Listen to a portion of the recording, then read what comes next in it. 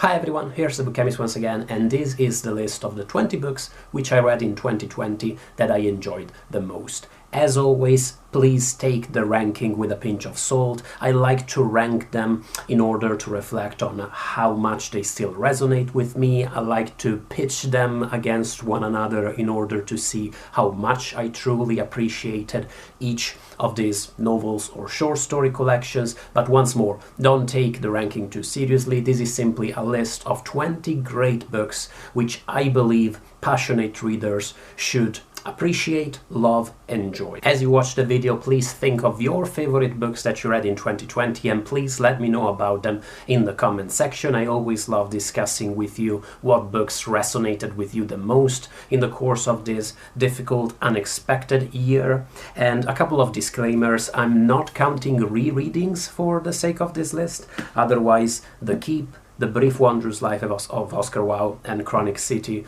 would have easily topped the list for the simple fact that they are among my very, very favorite novels, and you'll find details about the authors, the complete title of all the books I'm going to talk about in the video, in the comment section below. Also shout out to a couple of books that I'm not considering for the sake of the list, but that were still among the best reads I enjoyed in 2020. The Beastie Boys book is a first-hand and mediated account of a wonderful music adventure touching upon issues of remembrance, mourning, loss, and how we relate to events so far into our past that had great and sometimes terrible consequences, not just on our lives, but on the lives of so many people around us, and people far away are people who appreciated what we create, appreciated in this case the music created by these three kids from New York. And Persepolis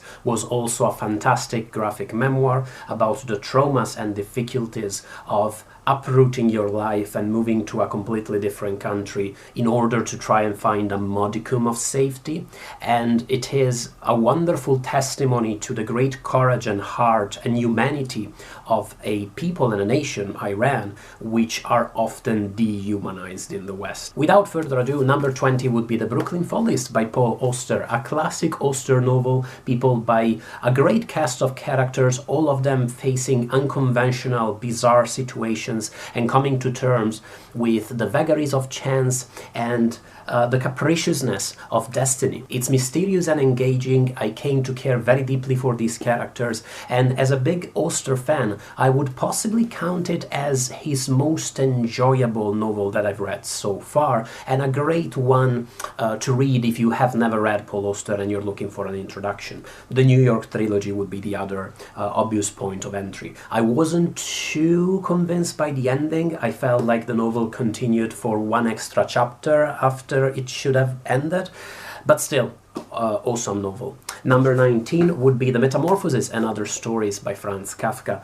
This collection by Penguin collects all the stories and bits of writing, of reporting that Kafka actually published in his own lifetime. I'm cheating a tiny bit here because I'm cheating on my own invented rules, because some of the stories in here were rereads for me, but some of these are among the most magnificent and nightmarish fantastic stories you are ever going to encounter. A Report to an Academy is possibly the best short story of all times, if you ask me. And some of the stories in here that I'd never experienced before, like The Hunger Artist, are still resonate with me, even though this reading was from quite early on in 2020, before we even imagined that lockdowns and pandemics would become such a quotidian part of our experience last year. Number 18 is Cities of the Plain by Cormac McCarthy. I'll talk about McCarthy later on and you'll understand why in a second. Number 17 is Nin by Vladimir Nabokov, a hilarious, heartbreaking study of a truly peculiar character inhabiting the microcosm, the ivory tower of academia, which seems to be his natural habitat and at the same time a place he is almost too good and too peculiar to survive in and to inhabit. Definitely a must-read for anybody who's ever worked in academia, has ever worked in a humanities department anywhere, and a truly heartfelt novel for anybody else, a great study of some of the peculiarities of American culture as witnessed from an outsider perspective, and a masterfully executed piece of prose writing. What else can you ask of a book, right?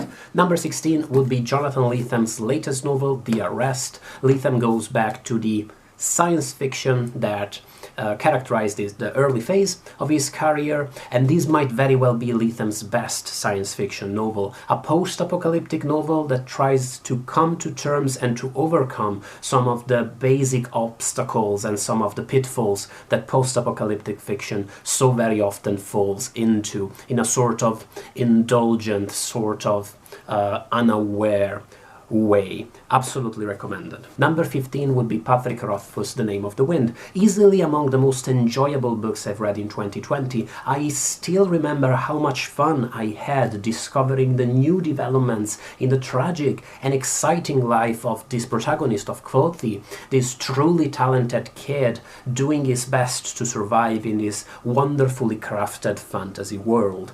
I said in my review that I wasn't going to read its sequel, The Wise Man's Fear, until the third book in this trilogy came out, and I still plan not to. I still plan to wait, although it's really difficult to wait because I enjoyed the novel so very much, and I'm really curious to see how the story develops. Number 14 would be Atonement by Ian McEwan, which pulls quite a few very difficult narrative tricks, jumping between different time periods, fast-forwarding the development of a certain character, and slowing down the action of a single summer night to analyze it from different perspectives and show how the same event can have such different implications in the mind and the psyche of characters that are in some ways similar but in some ways so very different from one another.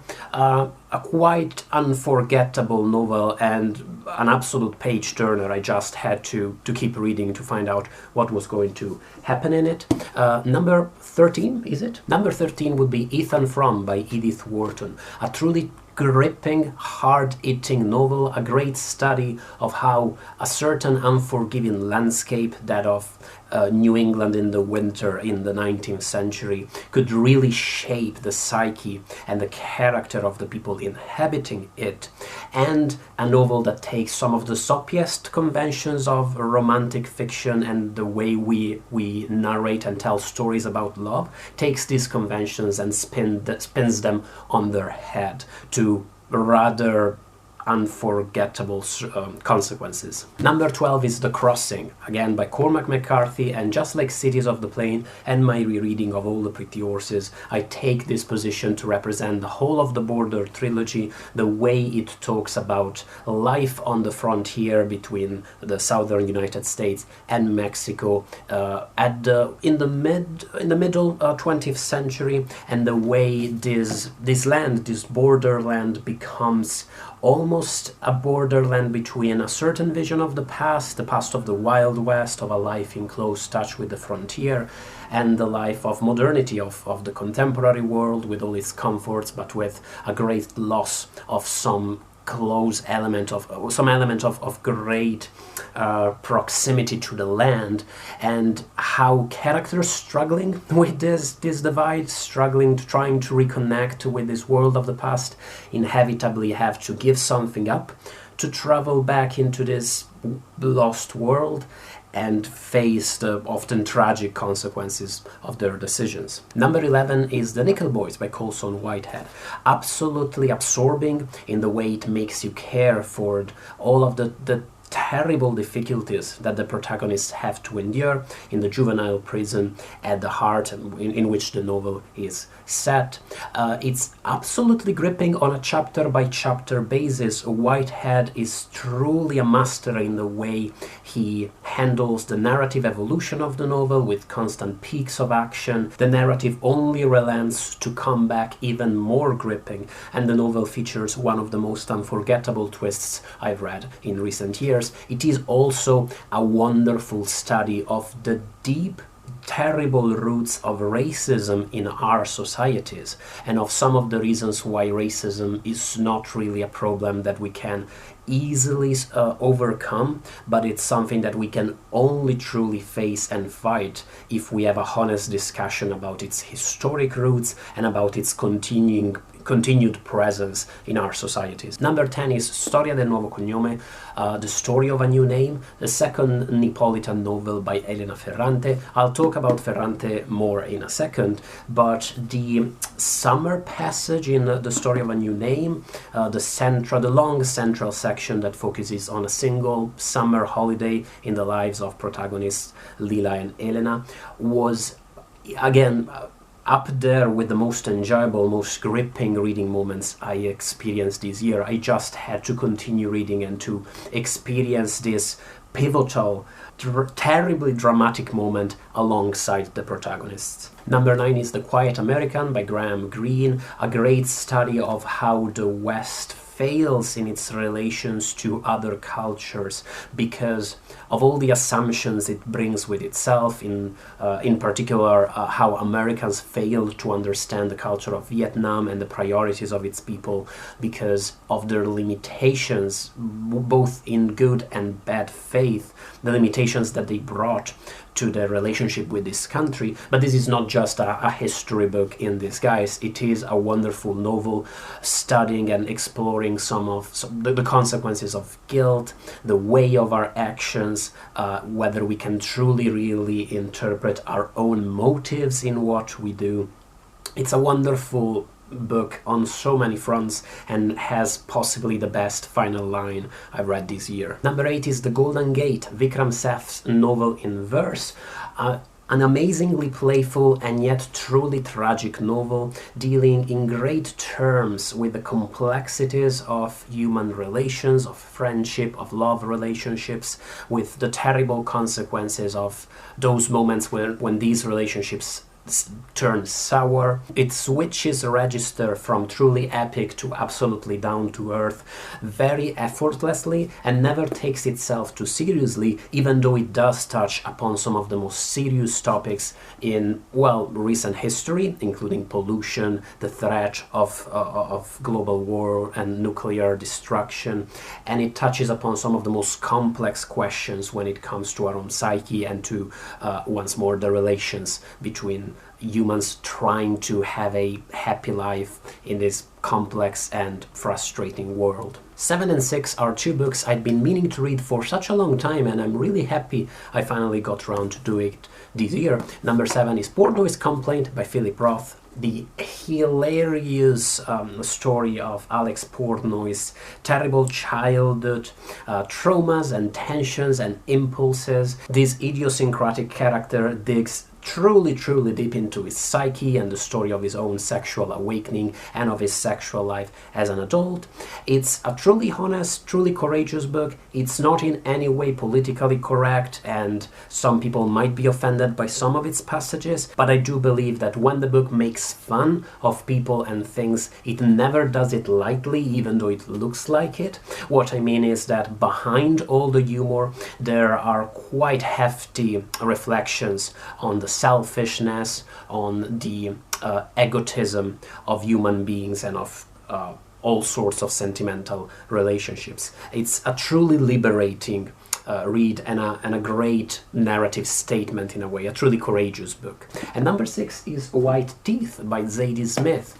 Amazing family story, a family saga bringing together two different immigrant families in London in the late 20th century at different times. Truly tragic, absolutely hilarious, quite powerful in its statements. Some of its more political statements have stayed with me for the whole of the year, and I'm still thinking about them to this day. And it's absolutely effervescent in its prose. It truly reads like the debut novel from a truly ambitious writer who wanted to show her talent in the best possible way on a sentence-by-sentence basis. It's larger than life as a book. It tries to do so much at the very same time, and I admire it immensely for that. Number 5 is Prague Cemetery, Il cimitero di Praga by Umberto Eco, a great study of hate and of prejudice and of the way these feelings evolve in society, on the way these feelings are encouraged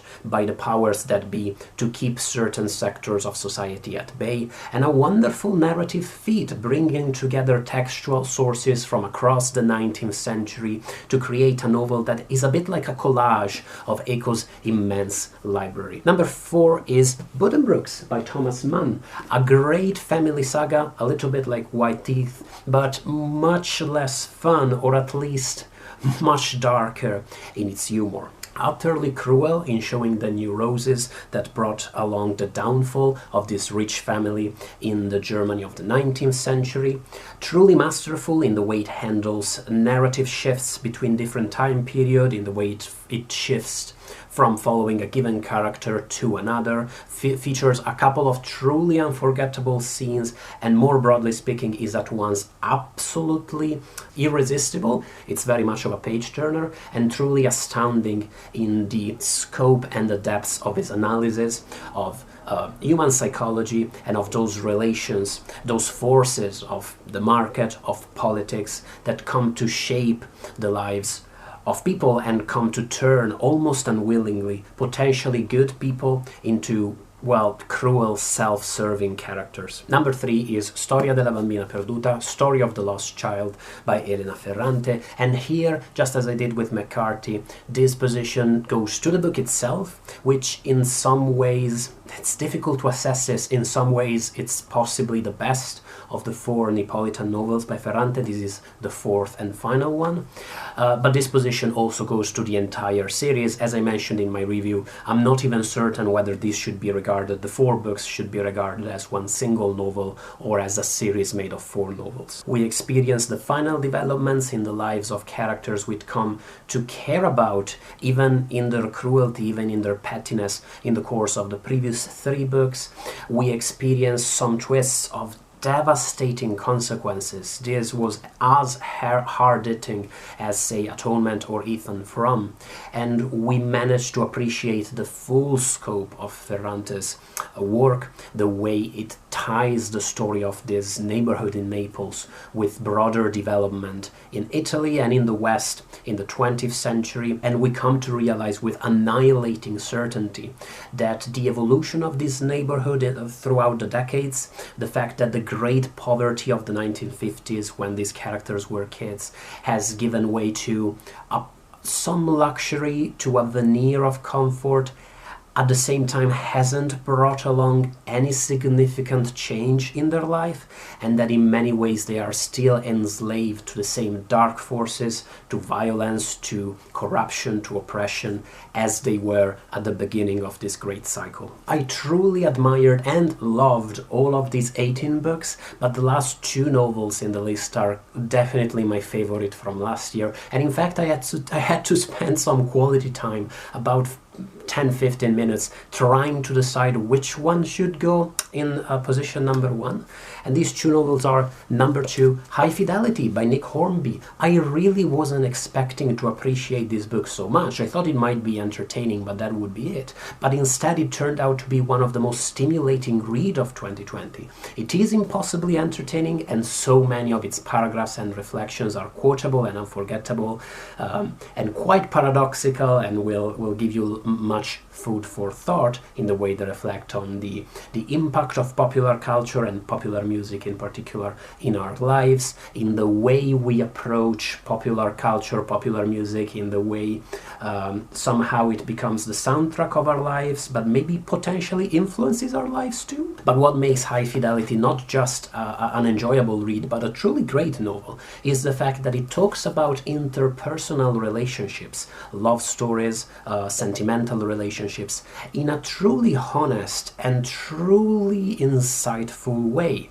It absolutely abandons all of the conventions of so-called romantic fiction, and instead talks about characters and their relationships in a truly truthful way that is truly refreshing and inspiring. Some people will find the book obnoxious for this reason. Some people will think that the characters are being horrible to one another or unfair to one another, but I feel like that's just because Fidelity talks about relationships in the kind of honest way you find in novels by people like John Updike or Jonathan Franzen, except that when those people reject these romantic conventions and try to talk about true love stories, they somehow turn them into these tragic, life-ending scenarios where somebody has to die, whereas High Fidelity always stays down to earth and never misses a chance for a good laugh, and for that reason feels so much more honest and relatable.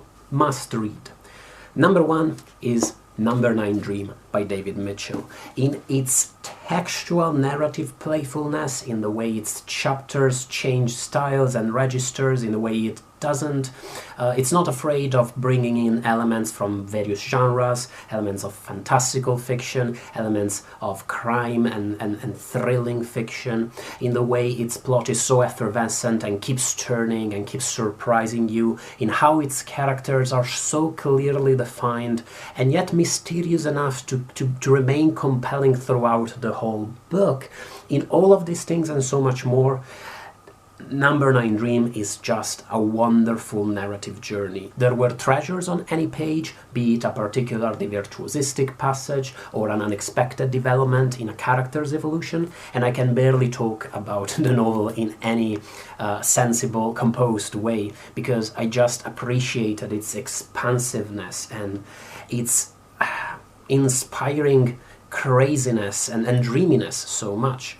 Just like the title suggests, this is very much of a dream trip, a dream journey, and just as in dreams, some of its developments will make less sense than others, or at least will be more puzzling and bizarre.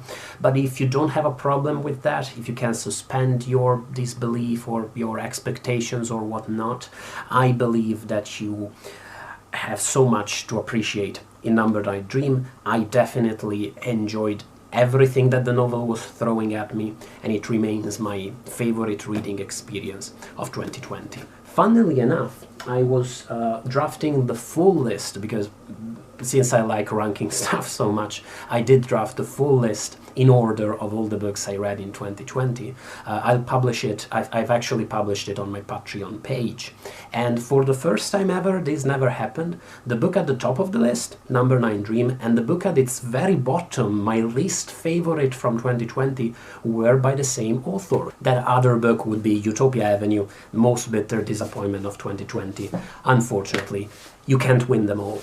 But this was it. This was my list of the 20 books I liked the most from last year. I look forward to reading your list, and I hope that for all that it was a tragic and difficult year, you managed to experience some rewarding reads, some quality escapism. It was great reading in the comments to some of my videos the appreciation of some of you people who thought that my reading suggestions and talking books with me helped you cope a little bit with the difficulties of lockdowns, of the pandemic, and that was there's no words to describe how rewarding that was. And I do hope that in the difficult times to come, you'll be able to find in books a bit of that solace, a bit of that nourishment that helps us as humans cope with these difficult situations. Thank you so much for watching the video. Thank you so much to my patrons for supporting the YouTube channel. Their name should be flashing alongside, and I will see you in a next one and in the course of 2021. Bye, people.